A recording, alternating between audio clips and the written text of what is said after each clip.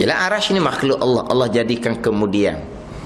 Jadi kalau duduk atas arash makhluk Allah, sebelum Tuhan jadikan arash, Allah duduk di mana? Allah duduk ni bukan di makhluk Allah. Dia lagi. Sebab kalau makhluk Allah asal tak ada kan? Arash asal tak ada. Dia nak lari.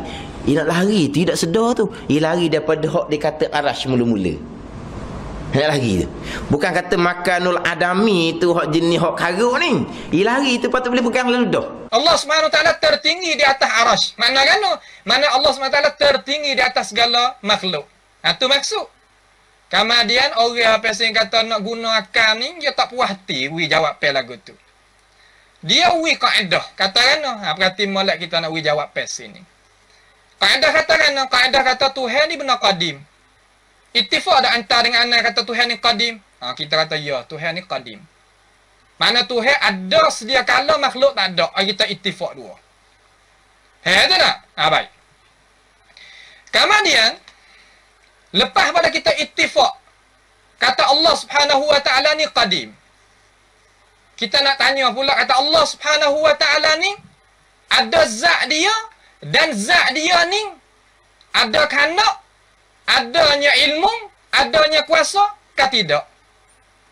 Apakah ittifaq pula kata Tuhan ada ilmu, adanya kuasa, adanya gapo-gapo yang kata kanak? Itu tak? Daripada tiga sifat ni kita ittifaq atau Tuhan ada. Baik. Lazim daripada Tuhan ada tiga sifat tadi itu tu, keluarnya sifat perbuatan. Makna kata Tuhan ni ada di diri dia nak buat gapo tu, fa'alul lima yurid tu ada.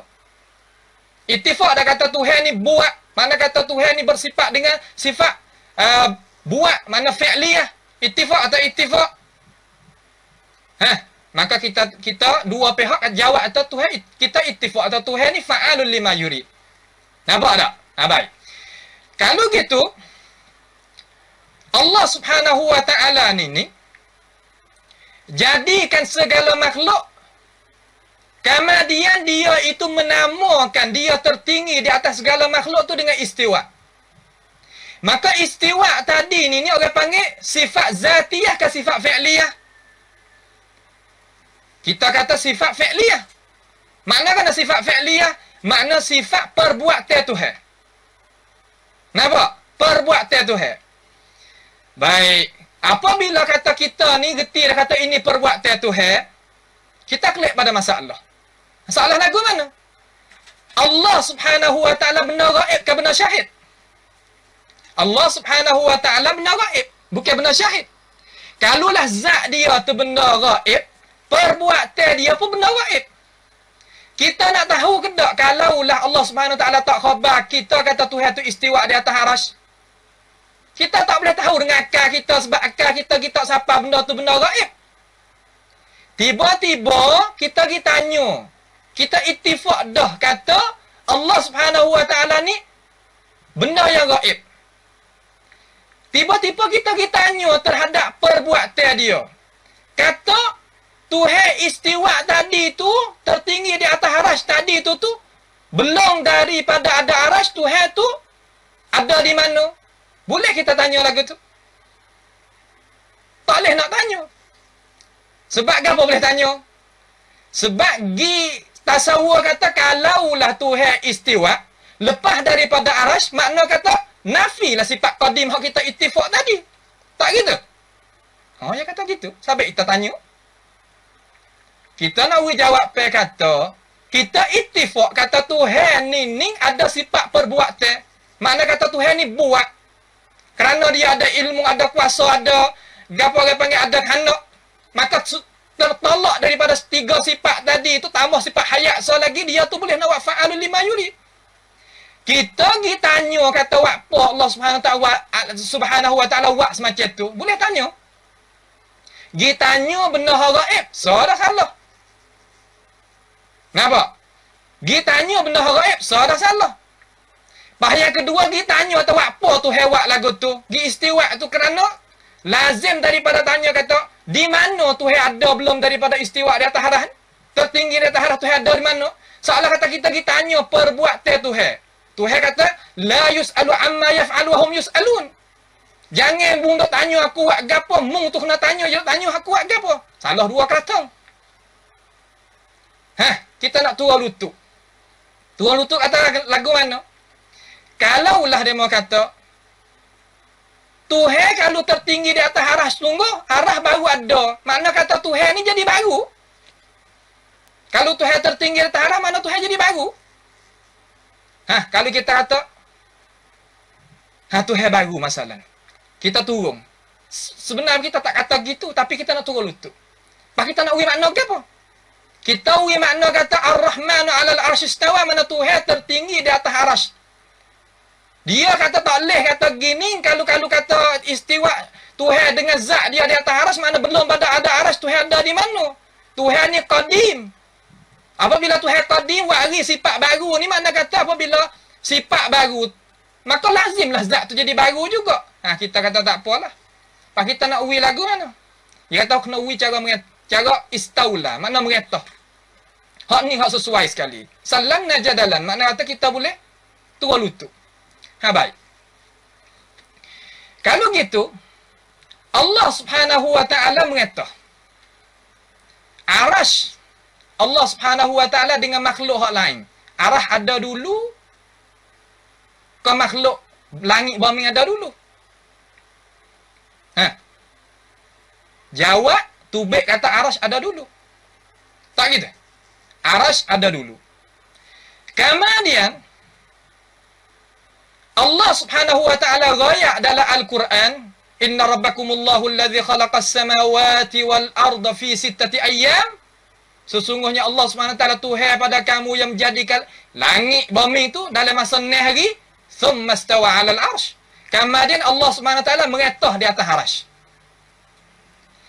Kalaulah mengikut ayat ni, makna kata Tuhan tu baru meretah juga. Kalau nak ayat Tuhan meretah pada sedia kala, makna kata arasy tu ada sama sedia kala sama dengan Tuhan, sama-sama qadim. Apa salah juga? Nak pergi jalan mana? Kita nak turut Tuhan, Tuhan kata dia ni istiwa di atas arasy, khalas, cukup padanya tu. Demo mai kriya. Tak boleh istiwa, kerana istiwa ni baru datang, tertinggi baru datang, Tuhan tu qadim. Kalau kita wi makna kata mengetah, belum daripada ada arasy, Tuhan mengetah kata mengetah. Mengetah hendak di atas arasy. Dia tak boleh nak kata benda tak ada lagi. Makna kata ada arasy, kemudian Tuhan mengetah. Mana baru juga, lazim kata baru juga. Kalau kita hak mana lebih molek?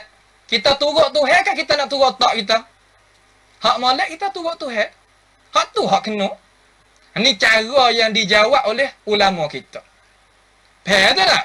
Ni sebab itulah Imam Zahabi kata, syar'iyatu qaulil muslim aina Allah. Syarak perkataan orang muslim boleh tanya Tuhan ada mana. Buat apa? Kerana benda hak ada sah kita tanya. Supaya benda hak ada sah kita tengok. Faham tak? Yang kedua, wathaniha qaulul mas'ul fis sama'. Orang yang kena tanya tu, jawab kata Tuhan ada fis sama' ay fil ulu. Allah Subhanahu wa taala ada dia atas pada segala makhluk, bukan di makhluk, bukan dalam makhluk. Salah mana jawab sepengah Nabi jawab Nabi Iqra. Kemudian Imam Zahabi kata, faman ankara hatainil mas'alataini, siapa-siapa ada engkar dua masalah ni. Nabi tanya, Nabi Iqra. Fa innama yunkiru 'alal Mustafa sallallahu alaihi wasallam. Maka sesungguhnya orang semacam tu orang engkar di atas Nabi. Berani tak kita nak pergi kata kita ni tak sah? Tak berani. Dia nak berani engkar di atas Nabi. Allah Subhanahu wa taala kata, falyahdharil ladzina yukhalifuna an amrih an tusibahum fitnah aw yusibahum azabun alim. Mana kata falyahdharil ladzi, jaga-jaga orang yang mukhalafah dengan Nabi tu, nak kena fitnah. Kata oleh setengah daripada ulama kita, ulama tafsir, fitnah itu makna mati, bukan keadaan orang Islam. Berani ke tak kita nak pergi mukhalafah dengan Nabi sallallahu alaihi wasallam? Tak berani. Kita kena duduk di belakang dia kerana kita nak syafaat dia. Ni orang panggil cara yang insaf. Cuba kita kira. Mikir sendirilah lepas daripada kita dengar ni. Kita mikir sendiri. Jangan kita dok gi wak gitu wak gini, tak sah. Kita mikir sendiri, kita nak tak diri kita mana. Faham tu tak? Tu dia orang panggil cara yang ulama ahli sunnati wal jamaah hak jalan mengikut qawaid hak ulama salaf dulu. Hak ulama salaf dulu. Walaupun kita iqrar dan kita aku dan kita beri hormat terhadap ulama-ulama khalaf kita yang mempertahankan akidah juga. Tak ada gapo kita dengan mereka. Bahkan kita berdoa kepada Allah Subhanahu wa taala merahmati mereka. Tapi tepat ijtihad kesalahan yang keluar daripada ijtihad mereka walaupun mereka itu dapat pahala, situ kita tak boleh nak iktidak, tak boleh kita nak ikut dan ambil buat pakai, tak boleh. Walaupun ulama tu ya salah pada masalah tu ya boleh pahala. Itu di sisi pegangnya kita. Bukan dalam arti kata kita pergi cucur mereka, tu tidak.